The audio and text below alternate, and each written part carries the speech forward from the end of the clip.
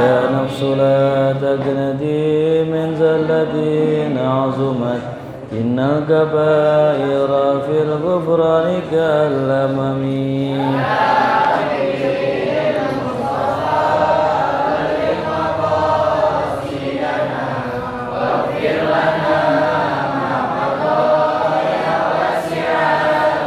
وإن من جودك الدنيا وضرتها ومن علومك علم اللوح والقلم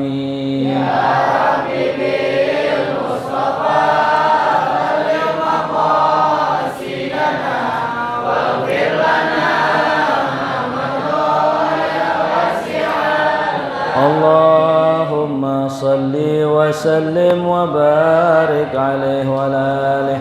الفاتحة بنية الفتوح المنور رسول خطبة النسوح الصالح الجسد وروح إلى حضرة النبي مصطفى رسول الله صلى الله عليه وسلم وصلهم وافر مسلم إلى مؤلف كتاب الشيخ سليم عبد الله الحضرة مسلم إلى الحبيب أحمد بن الحداد وصلهم وافرهم أن الله يتغشاهم برحمة والمغفرة وينفعنا بأسرارهم وأنوارهم وعلومهم في الدين والدنيا والآخرة. سر الفاتحة. أعوذ بالله من الشيطان الرجيم. بسم الله الرحمن الرحيم. الحمد لله رب العالمين الرحمن الرحيم مالك يوم الدين إياك نعبد وإياك نستعين اهدنا الصراط المستقيم صراط الذين أنعمت عليهم آمين. Bismillah, alhamdulillah, wassalatu wassalamu ala sayyidina rasulillah sayyidina Muhammad ibn Abdullah wa ala alihi wa sahbihi wa man tabi'ahu wa walah wa la hawla wa la quwwata illa billah, amma ba'du. Wa qala al-musannifu rahimahullahu ta'ala faslun alladhi yathuru minan najasati thalathatun al-khamru idza takhallalat binafsiha wa jildul maitati idza dubigha wa ma sara hayawanan. Setelah kita membahas tentang masalah tayamum, kita masuk kepada fasal yang selanjutnya, faslun alladzi yathuru minan najasah. Tulis judulnya ya, najis-najis yang berubah menjadi suci.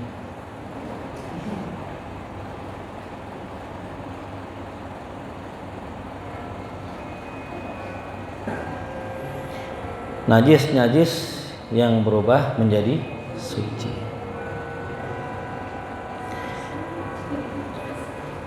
Yang pertama, al-khamru idza takhallalat. Ya. Khamr atau minuman keras atau arak idza takhallalat binafsiha, apabila ia berubah menjadi cuka dengan sendirinya. Ya, jadi khamr atau arak atau endapan anggur itu namanya. Ya, itu bisa menjadi suci. Dasarnya apa khamr? Najis. Ya. Alkohol asalnya najis. Maka ketika berubah dengan sendirinya, ya, kalimat berubah dengan sendirinya di sini maknanya berubah alami, ya, berubah secara alami, bukan dengan proses kimia, bukan dengan proses kerja manusia, ya, bukan dengan proses yang lain. Pokoknya berubah dengan sendirinya. Ya, ada khamr ditaruh di ruang yang dingin, lembab. Ya. Kan kalau khamr itu kan perasan anggur yang didiamkan. Kalau di kita namanya wine. Ya. Terus kemudian ini wine disimpan nih 10 tahun. Terus kemudian orang yang punya mindahin keluar yang panas, ke tempat panas. Nah itu bisa berubah tuh. Ya, menjadi cuka. Ya. Habis cuka cayang dah. Iya.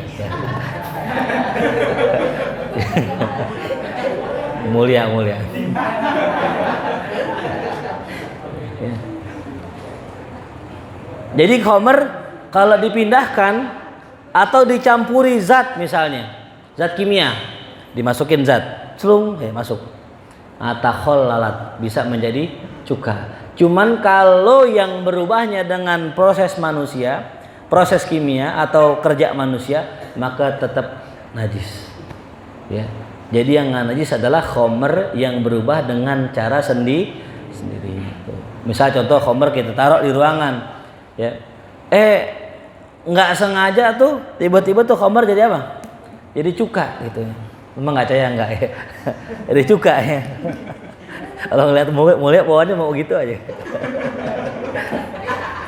Ya. Jadi cuka maka suci, gitu ya. Dikatakan di sini ay tahawwalat min sifatil khamriyah ila sifatil khalliyah biduni idafati ayyi syai'in 'alaiha.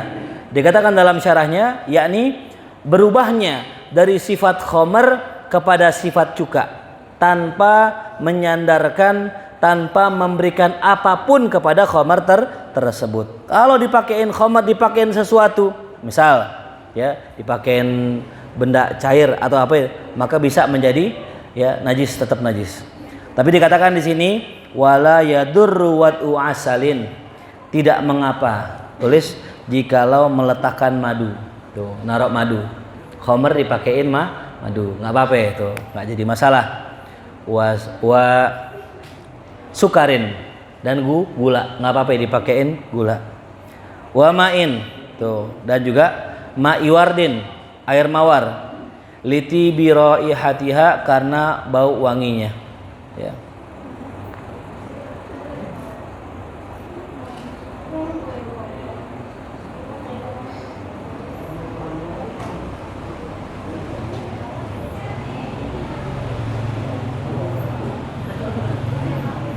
Jelas ya. Jadi ada kalanya yang namanya khamr bisa menjadi suci, tuh ya. Itu yang pertama. Ya. Yang kedua, jildul maitati, kulit bangkai, ya.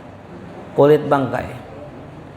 Idza dubigo, apabila disamak, ya. Apabila kulitnya disamak. Ya. Yang dikatakan dalam riwayat Imam Bukhari, dalam riwayat Imam Muslim dari Abdullah bin Abbas radhiyallahu anhu maqala, ia mengatakan, suatu hari wajadan Nabi sallallahu alaihi wasallam syatan mayitatan, ya, u'tiyatha maulatun limaimunah minas sadaqah, ya. Kemudian suatu hari dikatakan Nabi kita Muhammad SAW menemukan seekor kambing yang sudah mati jadi bangkai, ya. Jadi kambing mati jadi bangkai itu. Lalu kemudian yang mana itu kambing ya adalah pemberian ya daripada budaknya Maimunah, ya. Faqala Nabi sallallahu alaihi wasallam, maka Nabi bersabda, halin tafa'tum bijildiha, tuh, apakah kalian tidak memanfaatkan kulitnya? Qalu innaha mayyitatun, ya Rasulullah, sesungguhnya ini cuman bangkai ya Rasulullah. Qala innama hurrima akluha, sesungguhnya yang diharamkan adalah makannya, ya. Jadi Nabi ngajarin nama kita untuk apa namanya, memanfaatkan ya yang namanya bangkai. Jadi kalau hewan kayak kambing, sapi mati nggak pakai disembelih, emas sakit atau mati ketabrak atau ketiban pohon dan sebagainya, maka itu kambing masih bisa dimanfaatkan apanya? Kulitnya, dengan syarat disamak. Pertanyaannya, bagaimana cara menyamak kulit? Ya. Yang pertama, tulis cara menyamak kulit adalah dengan cara satu, dibersihkan seluruh darahnya yang menempel pada kulit. Bersihin tuh darahnya tuh, ya. Begitupun yang kedua, bersihkan daging-daging yang menempel pada kulit itu, darahnya, dagingnya itu dibersihin.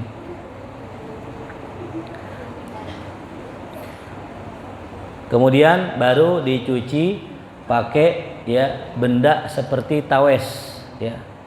Tawes, tahu tawes? Ya. Googling aja googling ya. Kalau nggak tawes garam juga boleh. Ya, garam. Air garam. Gosok pakai air garam tuh. Nah, itu menghilangkan bau benguknya ya. Makanya ada keunikan kenapa kok air laut asin. Air rempang tawar. Ya. Karena kalau air laut itu tawar, itu bau benguknya luar biasa. Karena ikan yang ada dalam laut begitu banyak. Ikan paus mati misalnya, kan gede tuh. Itu bangkainya kalau bukan air laut, itu pasti baunya udah kecium. Ya. Maka di antara hikmah kenapa air laut itu asin, untuk menetralisir bangkai-bangkai yang ada di dalam laut. Ya. Coba dah ente nggak percaya nih ikan mas ente beli mati, taruh kolaman ente, ya sehari itu kolaman bau nggak? Apalagi ikannya 2 bau nggak?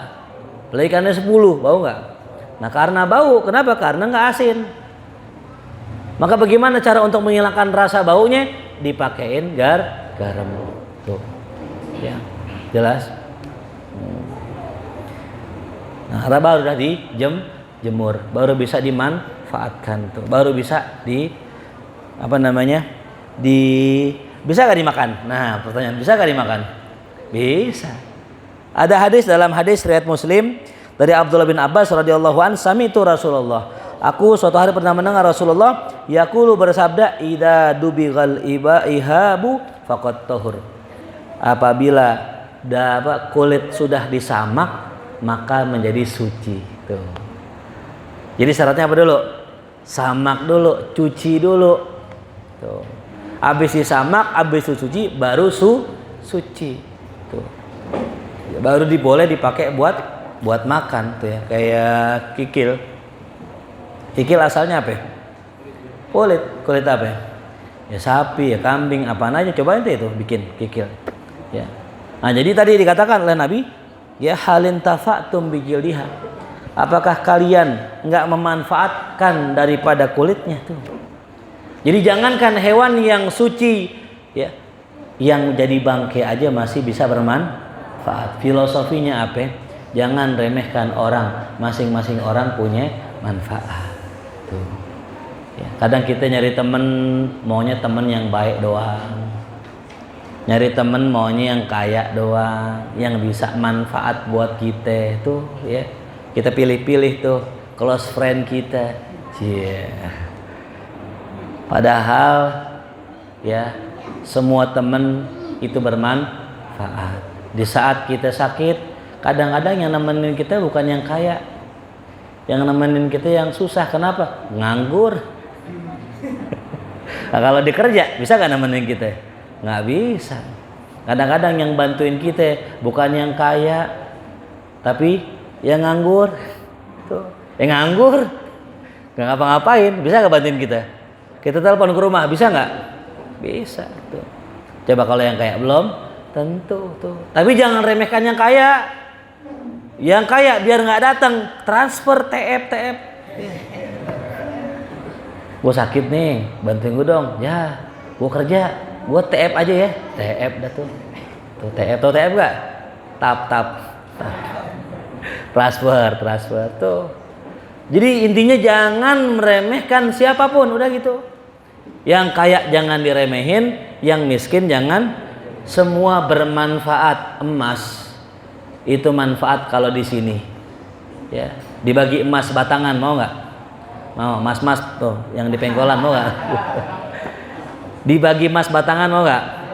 Kenapa? Manfaat. Bisa dijual di pasar minggu. Ya, betul. Tapi di tengah laut dibagi emas, buat apa? Ya, kita tenggelam, tolong dilemparin emas nih, emas batangan tuh, ambil tenggelam dia. Yang kita butuhkan di tengah laut apa? Kayu. Tuh kayu yang kita nggak pakai tuh kasok tuh, yang bekas orang bangunan, ya bambu. Di sini nggak pakai kan? Di tengah laut orang dilemparin kayu, gira nggak? Tuh, ya. Maka jangan remehkan siapapun, mau orang kaya, mau orang miskin, semua sama. Yang namanya manusia pasti butuh manusia. Tuh ya. Saya punya teman, Kalau yang susah nemenin saya. Kalau yang kaya TF gitu ya. Tuh, ya. Tapi kadang-kadang yang kaya juga datang begitu. Jadi jangan sampai meremehkan manusia tuh. Kadang-kadang kita gitu. Ah, dia mah kaya doang dia. Nggak main sama kita, biarin nggak apa-apa. Ya. Sejauh-jauhnya orang sama kita pasti ada manfaatnya tuh ya. Nah, jadi tadi Nabi ngajarin kita untuk memanfaatkan ya sesuatu, jangan sampai terbuang sia-sia tuh ya. Orang Indonesia paling pinter dah manfaatin. Nasi udah nggak dimakan seharian, dijemur, nasi aking, ya digoreng jadi rangginang tuh, ya rendang tuh ya, dari merah diangetin jadi coklat, besok diangetin lagi, hitam digoreng jadi dendeng. Ya. Nasi semalam nggak habis, kasih bebek gitu kan gitu. Ya. Paling pinter lah orang Indonesia manfaat. Sampai nangke atau nangke? Nangka. Nangke nggak tahu nangke. Nangke kalau orang bujit nangke katanya. Itu nangka ya sama orang kita, bijinya bisa nggak manfaat? Bisa tuh, diapain biji nangka? Hah? Direbus apa digoreng? Rebus tuh ya. Apalagi kulitnya nangka tuh ya, buat apa kulitnya? Buat armor sini kan. Buat berbundak sini, serem tuh. Ya, jadi apapun ya di orang kita tuh begitu, karena dulu zaman susah, bahkan di Tarim dulu ada orang saking susahnya itu makan semangka, cuman bukan merahnya, yang putihnya. Makan semangka cuman saking miskinnya. Kan orang kan kadang kalau makan semangka nggak habis tuh, dibuangkan. Saking miskinnya tuh dimakan tuh. Zaman susah-susahnya dulu gitu. Ya. Nah, jadi manfaatin apa yang kita bisa tuh ya. Jangan sampai terbuang sia-sia. Yang terakhir, yang ketiga, ya benda najis yang bisa berubah menjadi suci. Wa masoro hayawanan, apa saja yang berubah jadi hewan, apa saja yang berubah jadi hewan ya. Sebenarnya ini kalimat masih ngambang ya, apa saja yang berubah jadi hewan, apaan yang jadi hewan?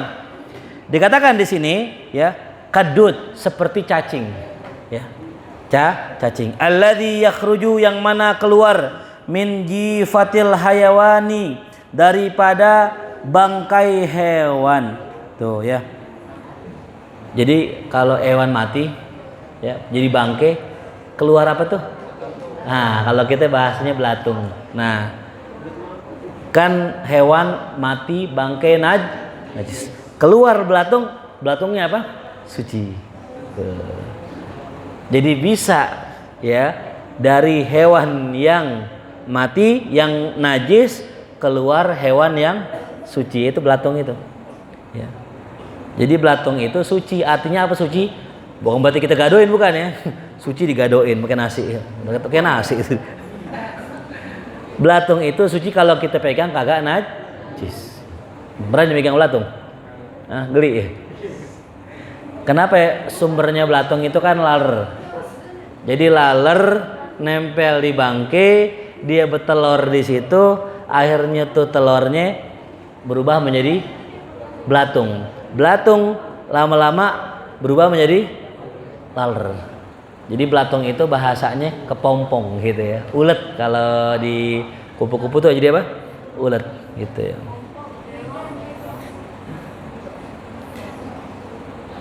Ada yang menambahkan, tulis yang keempat, ada yang menambahkan ya, benda najis menjadi benda suci adalah inkilabud dami labanan tuh. Berubahnya darah menjadi susu. Ya, darah berubah menjadi susu. Bagaimana darah kok jadi susu ini? Ya.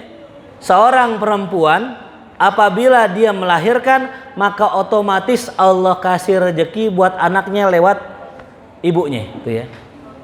Nih kalau ente nikah ya, yang perempuan paham dah ya. Perempuan punya payudara, ada susunya enggak? Enggak. Tapi kalau nikah, kalau punya anak, otomatis Ya, kalau punya anak otomatis tuh bahasanya gitu. Bayi yang nggak bisa kerja aja rezeki ini jamin sama Allah. Ya, bayi yang nggak bisa kerja rezekinya dijamin sama Allah. Apalagi kita jangan takut masalah rezeki itu. Ya. Nah itu darah yang tadi, yang dari puting perempuan itu asalnya apa? Susu yang dari puting itu asalnya darah.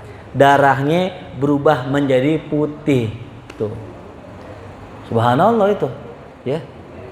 Hanya dengan pabrik seadanya, kemudian tuh darah bisa berubah menjadi susu. Maka siapa yang minum susu ASI dalam 5 kali susuan, ya 5 kali nyusu, pagi nyusu, siang nyusu, sore nyusu, malam nyusu, subuh nyusu, pagi nyusu lagi, maka sudah jadi saudara sesusu. Kenapa? Ketika itu susu masuk ke dalam badannya, secara nggak langsung berubah menjadi darah daging lagi. Ya. Jadi yang dari payudara perempuan keluar susu, disedot oleh anak, maka masuk ke dalam perutnya berubah menjadi darah daging. Maka seorang yang bukan anaknya kalau nyusu sama tuh perempuan, maka jadi apa? Saudara sesusu. Haram dinikahin. Tuh. Jelas? Itu luar biasa kan? Ya. Kita bisa gak ngerubah air jadi susu? Hah? Bisa pakein tuh susu.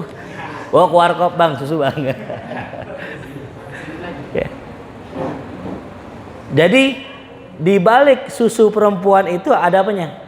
Darahnya. Tuh. Ada pertanyaan, Ustadz, kalau seandainya orang dewasa atau seorang suami meminum ASI istrinya, apakah itu dia jadi anak sepersusuan? Ini pertanyaan bercanda tapi serius ya. Kayak kalau orang anak tetangga nih masih kecil nyusu sama emak kita, berarti kita anaknya saudaraan sama dia, namanya saudara Nah kalau ada laki-laki atau suaminya, maaf ya, nyusu dengan istrinya, atau enggak begini, kan sekarang zamannya susu itu tuh, susu apa namanya, beruang, apa? Susu beruang, digaruk ente sama beruang. Susu pompa, apa sih nama istilahnya tuh? Hah? Susu ibu, iya mau susu bapak. Susu bapak. Hah? Iya, pokoknya nih emak karena dia kerja wanita kantor, dipompa dulu. Habis dipompa taruh kulkas, tuh bapak kagak tahu. Aduh, haus banget deh pengen minum es. Wah, ada susu. Dipikir susu sapi. Pas diminum, nah, kau sosok bini nih gitu. Ya. Apakah itu suaminya jadi mahram? Kenapa enggak? Hah? Iya, karena usianya sudah lebih dari usia 2 tahun. Kalau anak di bawah 2 tahun itu nyusu saudara gitu, Robi, ya gitu. Ya. Kalau orang lebih dari 2 tahun udah enggak lagi jadi saudara. Pernah kejadian? Ada di tempat saya ada emak-emak lagi tidur nonton TV di rumahnya, lagi nyusuin anaknya, ketiduran. Nah anaknya kan lepas tuh, ada tetangganya gantiin. anak bocah dipolos banget digantiin. Ya, apakah jadi saudara? Enggak, karena udah lebih dari 2 tahun gitu ya. Jelas ya. Jadi darah bisa berubah menjadi susu. Kemudian yang ke-5, ya, darah berubah jadi air mani. Tuh, darah berubah jadi air mani. Air mani apa hukumnya? Suci, ya, enggak najis. Tuh ya, tuh. Baik laki-laki maupun perempuan. Tuh unik tuh ya. Itu makanya inilah ciptaan Allah yang luar biasa. Kalau orang mengatakan bahwa tidak ada Tuhan, salah. Kenapa? Ini kita tercipta luar biasa, ya. Nah, coba ya, ente bayangin. Ini rambut ya. Tahun lalu rambut saya nggak segini, rambut saya pendek kayak Ujang gitu. cukur. Tahu-tahu saya nggak cukur nih, setahun nih rambutnya panjang. Coba ente bayangin, kenapa alis kita nggak panjang tuh? Alis, coba ente bayangin dah, alis rambut bukan? Bisa numbuh gak? Kalau ente cukur numbuh gak? Cobain dah cukur dah. Entah ngeliat tuh yuk. Coba nggak percaya nih, kalau nggak percaya nih, misalnya ada orang nggak sengaja kecukur, numbuh gak? Numbuh. Tapi yang heran, kok numbuhnya segini-gini aja gitu. Kalau rambut kan bisa panjang, bisa sampai segini. Kenapa alis bulu mata itu nggak panjang-panjang itu Siapa yang ciptain? Coba bulu mata panjang begini gitu. Makanya bulu mata yang paling lentik bulu mata onta. Bukan onta, onta. Kenapa onta bulu matanya lentik? Untuk menghindari debu. Wadai. Debu. Wadai. Debu. Badai kan angin. Niup apa? Pasir. Jadi apa tuh? Debu itu. Bahkan luar biasanya itu onta kalau merem itu masih bisa ngelihat tuh. Siapa yang nyiptain? Allah. Untung onta bukan kita. Kalau kita kan repot, ngantuk tidur, pas tidur melek gini. Lah kok kelihatan lagi? Ya kan kalau kita merem kan hilang kan. Nah kalau kita kayak onta tidur merem begini masih kelihatan kan gak enak. Tuh. Makanya alhamdulillah udah tuh. Nah jadi mani dari mana tadi? Dari darah. Kemudian tulis lagi. Dan darah kijang. Nah, darah apa? Kijang. Berubah menjadi misik. Misik. Misik. Tahu misik? Minyak wangi. Atau bahasa kitanya kasturi. Makanya namanya kasturi kijang. Kasturi kijang. Itu benda najis darah yang dihalalkan. Makanya kalau orang pakai minyak wangi itu, nah kan Nabi kita Muhammad SAW itu diumpamakan wanginya kayak wangi misik. Bahasa Indonesia apa tadi? Kasturi. Keringatnya Nabi itu bau misik, bahkan lebih wangi dari misik. Nah, misik itu biar kita tahu asalnya dari kijang, dari darah kijang tuh Nah itulah sekelumit tentang benda najis yang bisa berubah menjadi benda Ulang yang pertama, khomer atau arak yang berubah menjadi cuka dengan sendirinya. Yang kedua, kulit bangkai akan suci apabila bagaimana cara samak? Terus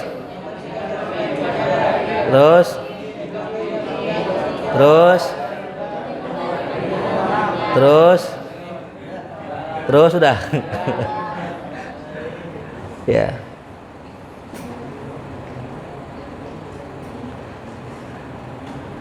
Nah, yang ketiga apa tadi? Seperti cacing belatung gitu, belatung lah gampangnya belatung. Yang keempat, yang kelima, yang keenam, minyak wangi. Jadi misik misik. Jadi 6 wallahu alam. Besok kita membahas pembagian najis Nah jadi begitu Jadi ini filosofinya apa? Nah filosofinya sekarang sesuatu yang najis bisa menjadi suci asal ada yang suci dengan sendirinya, ada yang suci dengan sebab dicuci, dibersihkan, ada yang muncul dari tempat yang najis gitu. Apa filosofinya? Orang yang kotor, orang yang banyak dosa, ya bahasa kitanya najis, dengan dosa dan maksiat itu bisa suci yang pertama dengan sendirinya. Maksudnya apa? Orang kadang-kadang kagak ngapa-ngapain, kagak usaha, nggak ke masjid, nggak nyari ilmu, tahu-tahu Allah kasih hidayah, dia berubah dengan sendirinya. Tuh ya, banyak kayak yang begini. Kadang-kadang mentok, pakai narkoba, tobat ya, akhirnya berubah dengan sendiri. Ini yang paling kuat ya. Atau yang kedua, ada orang suci gara-gara disucikan. Ini usaha nih ya.